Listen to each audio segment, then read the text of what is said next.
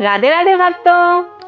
आज हम ऐसे ग्रंथ की बात करेंगे जिसके श्रवण, मनन और पठन से हमें ये ज्ञात होता है कि भगवान और भक्त का संबंध कैसा होना चाहिए और किस प्रकार अनेक कठिनाइयों और असमानता के होते हुए भी कैसे हम आध्यात्मिक मार्ग पर चल सकते हैं और भक्ति में स्थिर रह सकते हैं।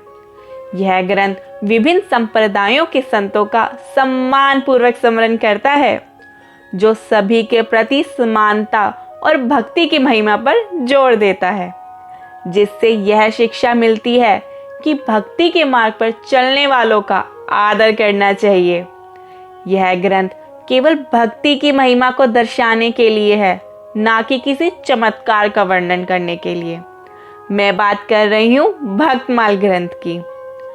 भक्तमाल यह केवल एक ग्रंथ ही नहीं, बल्कि भक्ति साहित्य का एक अनूठा अनमोल रत्न है। इसकी सबसे विशेष बात यह है कि यह भक्तों को जितना प्रिय है, उतना ही भगवान को भी परम प्रिय है। संतों का तो यह भी मानना है कि भगवान को यदि सबसे अधिक प्रेम है तो वह है उनके भक्तों से। भक्तमाल श्री नाभाजी द्वारा 1585 ईस्वी में लिखित 200 से अधिक भक्तों की संक्षिप्त जीवनियां हैं, जिसमें सभी संप्रदायों के भक्तों का समान रूप से स्मरण किया गया है। इसमें श्री कृष्ण और श्री राधा रानी की भक्ति तथा उनसे जुड़े संतों और भक्तों की कथाएं शामिल हैं, जो भक्तों के गुणों, व्यवहारों और अनुभवों को उजागर करती हैं।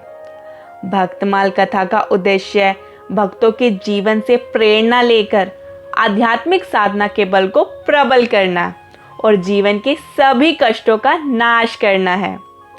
भक्तमाल कोई सामान्य रचना नहीं है, अपितु यह एक आशीर्वादात्मक ग्रंथ है। यह श्री नाभादास जी की समाधि वाणी है। जैसे कि इसके भक्तमाल नाम से ही स्पष्ट है कि यह ग्रंथ भक्तों के परम पवित्र चरित्र रूपी पुष्पों की एक परम रमणीय माला के रूप में गुम्फित है और इस सरस, सौरभमय तथा कभी भी मलान न होने वाली सुमन मालिका को श्री हरि नित्य निरंतर अपने श्री कंठ में धारण किए रहते। इतना ही नहीं, भगवान स्वयं कहते हैं कि मैं भक्तजनों के पीछे पीछे ये सोचकर निरंतर विचरण किया करता हूँ कि उनके चरणों की पवित्र धूल राशि उड़कर मेरे ऊपर पड़ जाए और मैं पवित्र हो जाऊं। इस ग्रंथ में भक्त और भगवान दोनों समान लगते हैं। भगवत प्राप्ति के जितने भी मार्ग शास्त्रों में निरूपित हैं, उनमें भक्ति मार्ग को सर्वोत्तम तथा सहज मार्ग बताया गया है। भगवान कहते हैं कि संपूर्ण योगियों में जो भी श्रद्धावान योगी मुझ में लगे हुए अंतरात्मा से मुझको निरंतर भजता है, वह योगी मुझे परम प्रिय है। जब से भगवान है तभी से उनके भक्त हैं, और जब से भगवान की कथा है तभी से भक्तों की कथा का शुभ आरंभ है। अकेले भगवान की कोई लीला भी नहीं बन सकती, भक्त भगवान की लीला सहचर हैं। इस प्रकार ये सिद्ध है कि जिस प्रकार भगवान और उनकी कथा अनादि है, उसी प्रकार भक्त और उनकी कथा भी अनादि है। भक्त और भगवान की नित्य सहचर्या है। यहाँ बड़ी विलक्षण बात है कि स्वयं परमात्मा प्रभु जब शिव रूप धारण करते हैं और राम रूप के भक्त बन जाते हैं, तो कभी राम रूप में शिव की उपासना करने लगते हैं। एक ही प्रभु भक्त की भावना के अनुसार अनेक रूपों में होकर उनके इष्ट के रूप में धारण कर परस्पर एक दूसरे के भक्त बन जाते हैं और एक दूसरे को वर भी प्रदान करते हैं।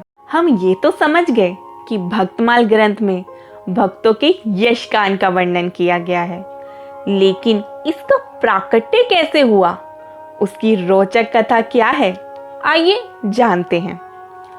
एक बार की बात है, नाभादास जी के पूज्य गुरुवर श्री अग्रदास जी महाराज भगवान सीताराम की मानसी उपासना में लीन थे और उनके शिष्य श्री नाबादास जी धीरे धीरे उनको पंखा झोल रहे थे।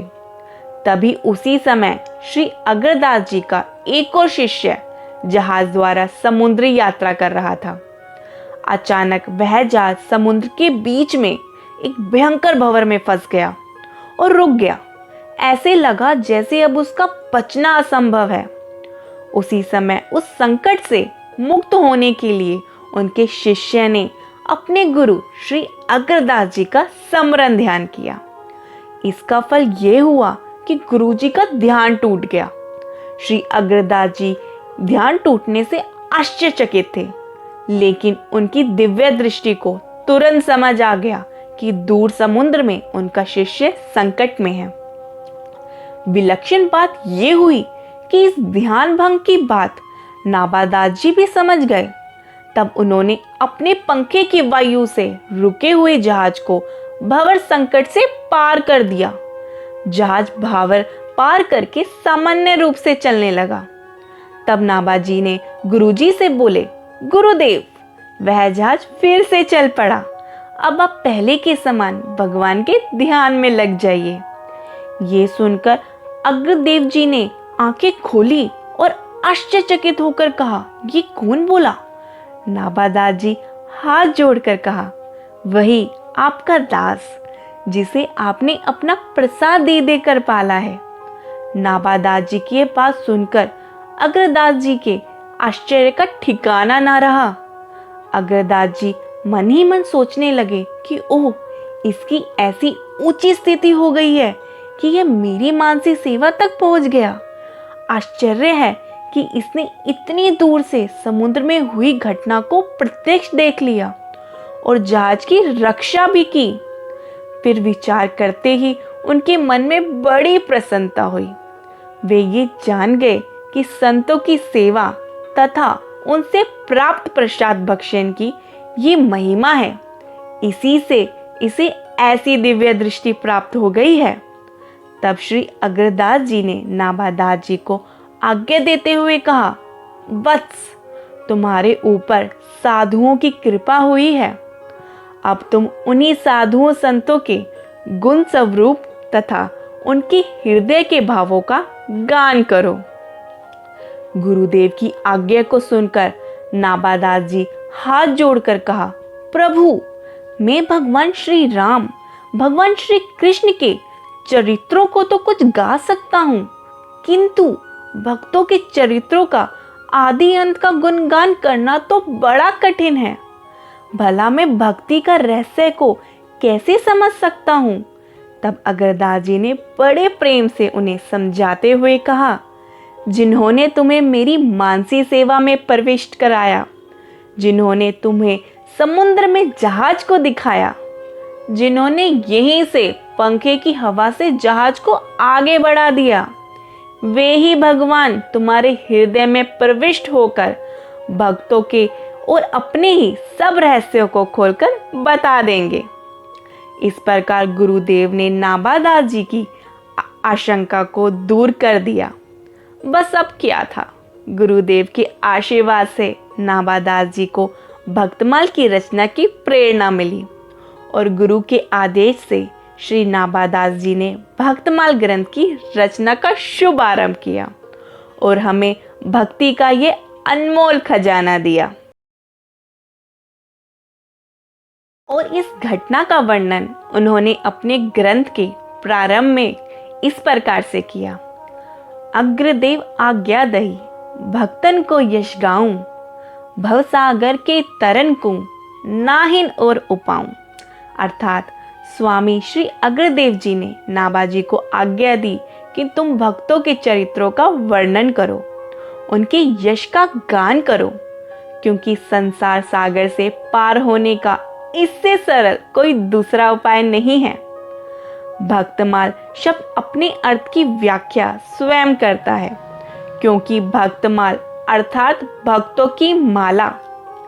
नाबादास जी ने भक्तमाल ग्रंथ का प्रारंभ मंगलाचरण के इस दोहे से किया है, भक्त भक्ति भगवंत गुरु, चतुर नाम बपु एक, इनके पद बंधन किए, नासत विघ्न अनेक। भक्त भक्ति भगवंत गुरु। श्लोक का अर्थ है कि भक्त, भक्ति, भगवान और गुरु ये चार नाम और स्वरूप हैं, लेकिन वास्तव में इनका तत्व एक ही है और इनके चरणों की वंदना करने से सभी विघ्नों का नाश। मंगलाचरण का यह दोहा ही भक्तमाल ग्रंथ का सारांश है और इसी दोहे की नींव पर भक्तमाल रूपी स्थित है। जैसे गाय के थन देखने में चार हैं, लेकिन चारों के अंदर एक ही समान दूध भरा रहता है, वैसे ही भक्त, भक्ति, भगवान और गुरु ये चारों अलग अलग दिखाई देने पर भी सर्वदा और सर्वथा अभिन्न है। चारों में एक से प्रेम हो जाने पर तीनों स्वतः प्राप्त हो जाते हैं। इसी दोहे का प्रारंभ में प्रयोग होने से भक्तमाल में भक्त की प्रधानता नाभादास जी ने बनाई है। जैसे माला में चार वस्तुएं मुख्य होती हैं, मणियां, सूत्र, सुमेरु और फुंदना यानी गुच्छा, वैसे ही भक्तमाल में भक्तजन मणि है, भक्ति है सूत्र जिसमें मणियां पिरोई जाती हैं। माला के ऊपर जो सुमेरु होता है वह है श्री गुरुदेव और सुमेरु का जो गांठ रूपी गुच्छा है वह है हमारे श्री भगवान। जिस प्रकार माला में मणि की विशेषता पर माला का नामकरण होता है, जैसे कि रुद्राक्ष माला, तुलसी माला आदि, वैसे ही भक्तों की माला होने से इस ग्रंथ का नाम पड़ा भक्तमाल।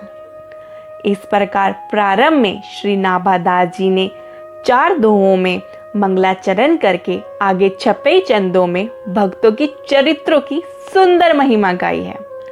पूरा ग्रंथ छपे और दोहों में उपनिबद्ध है। इस प्रकार भक्तमाल ग्रंथ भक्ति। नाभादास जी पुनः जीवों को सावधान करते हुए कहते हैं कि यदि भगवान को प्राप्त करने की आशा है तो भक्तों के गुणों को गाएं, निसंदेह भगवत प्राप्ति हो जाएगी।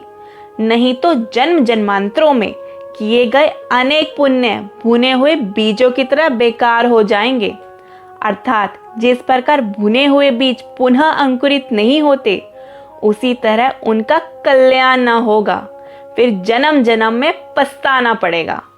भगवान के प्रिय भक्तों की पुनीत गाथाएं अनादिकाल से विश्व के इतिहास में गाई जा रही हैं और अनंत काल तक गाई जाती रहेंगी।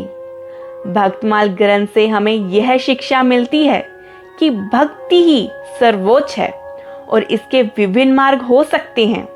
यह ग्रंथ भक्तों की जीवनियां सुनाता है और यह सिखाता है कि भक्तों में श्रद्धा रखनी चाहिए और भक्तों की सेवा से अपराध नहीं करना चाहिए। यह ग्रंथ भक्ति की महिमा को बताता है और दिखाता है कि कोई भी व्यक्ति ईश्वर की कृपा पाने में सक्षम हो सकता है, चाहे उसका पंथ या संप्रदाय कुछ भी हो। भक्तमाल हमें सिखाता है कि भक्ति का मार्ग अलग अलग हो सकता है, लेकिन भक्ति भक्ति ही है। यह अग्नि की तरह है जिसे कोई अपवित्र नहीं कर सकता। राधे राधे।